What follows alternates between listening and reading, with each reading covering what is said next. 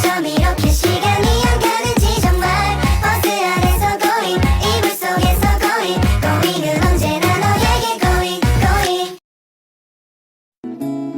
Hai, kembali lagi bersama saya, Ervina. Saya dari Fakultas Pendidikan Fisika Universitas Nurul Huda dengan NIM 2184203066. Di sini saya akan membuat video presentasi tentang alat ukur, yaitu yang berupa jangka sorong, untuk memenuhi tugas dari MK Laboratorium Fisika. Dan tak lupa pula untuk yang terhormat, saya ucapkan terima kasih kepada dosen pengampu saya, yaitu Ibu Diana Novitasari, yang telah memberikan saya tugas.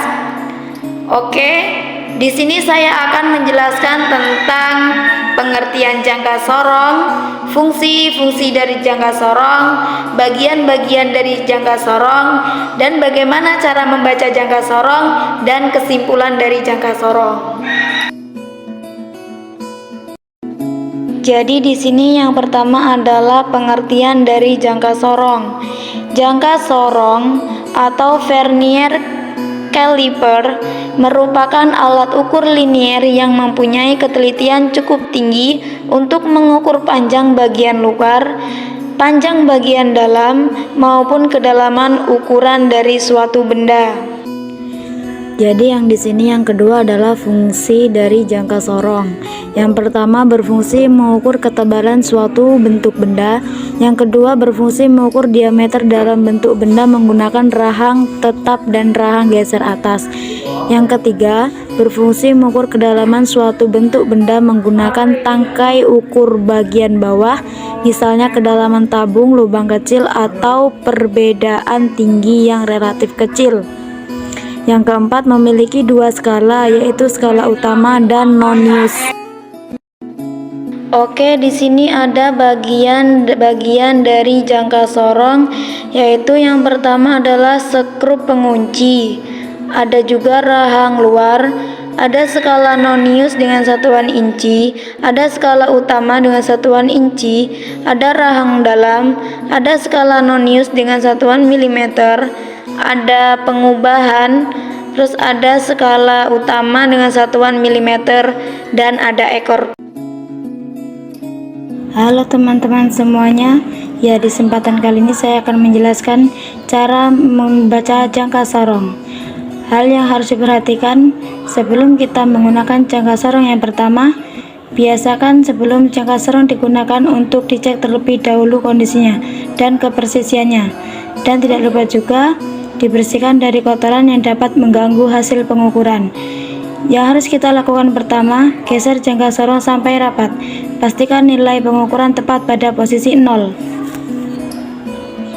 Dan apabila ditemukan jangka sorong teman-teman posisi 0 tidak sejajar dengan posisi angka 0 yang ada di skala utama, maka saya sarankan jangka sorong teman-teman dilempar dan beli yang baru. Hahaha. Kemudian selanjutnya bersihkan permukaan benda yang akan diukur sampai benar-benar tidak ada materialin yang mengganggu pengukuran. Setelah itu geser pengukuran sesuai dengan benda yang akan diukur.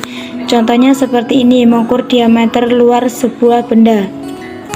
Dan apabila sudah pas, maka lepas benda kerja. Kemudian kita lihat nilai pengukuran benda kerja tersebut. Hasilnya kita lihat angka 0 di skala nonius berada di garis angka 50 di skala utama. Kemudian kita tulis 50, karena posisi garis 0 lebih dikit dari garis 50. Kemudian kita cari garis yang paling sejajar berikutnya. Ini menunjukkan angka 5. Kemudian kita tulis di belakang koma dengan satuan milimeter, karena kita menggunakan skala yang di bawah. Jadi hasil ukurannya adalah 50,5 mm. Di sini saya sarankan teman-teman sebelum memutuskan hasil pengukuran mohon dipastikan kembali agar mendapat nilai yang sangat akurat. Saya akan memberikan contoh lagi. Di sini saya menggunakan rahang luar untuk mengukur diameter dalam suatu benda.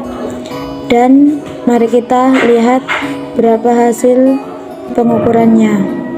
Diameter dalam benda tersebut. Di sini angka 0 yang ada di skala Nonius berada di garis nomor 48 yang ada di skala utama. Saya beri garis lingkaran, kemudian kita tulis 48, lagi-lagi koma. Kenapa koma?